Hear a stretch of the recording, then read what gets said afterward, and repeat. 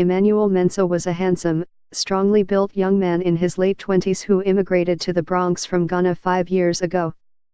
He joined the army but returned to his apartment on Prospect Avenue in December after undergoing training. And on Thursday night, he lost his life trying to save people from his furiously burning apartment building, one of 12 people to die in the blaze. He brought 4 people out, said his uncle, Twum Bredu, who lives next door.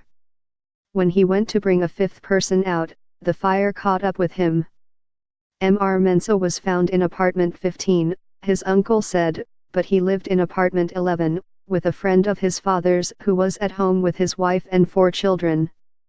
Mr. Mensah got that family to safety, then pulled out 4 more people, his uncle said, before returning to the building. He never emerged.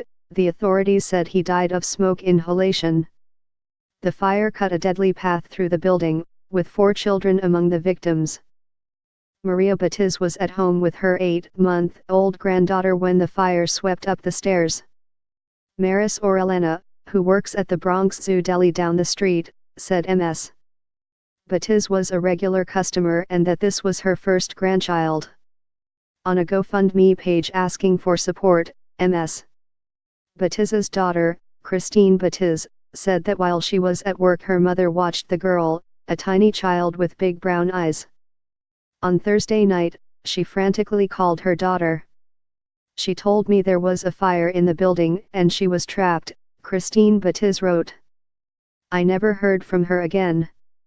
Later on, at around 1 a.m., I heard the news I never thought I would hear. I lost my angel baby and my best friend, my mother. The lady who birthed and would do anything for me is gone.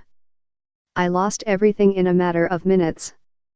Around the Belmont neighborhood on Friday, the loss of 4 members of one family, the Stewarts, carried a heavy resonance. In all, 13 family members, cousins, uncles, aunts, all lived in the building.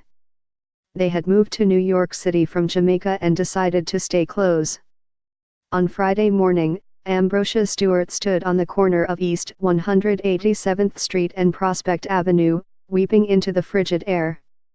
She had lost her youngest daughter, Karen Stewart Francis, 37, and 3 granddaughters, Kylie Francis, 2, and Kelly Francis, 7, and Shantae Young, 19, their cousin. I don't know what to do and I don't know how to feel. I need somebody to tell me what to feel, Ms. Stewart said. Where do I go from here? For at one time, what do I do? Maria Rivera, 37, who lives in the building next door, said the Stewarts were familiar faces and that their generosity extended beyond their own relatives. They were always together, she said. When the weather was nice, they would host barbecues and invite neighbors to join them. Come, you want to eat, was their refrain.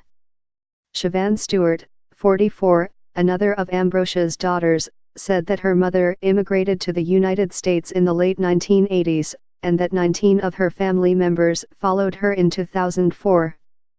The family had just returned from visiting Jamaica last week. Ms.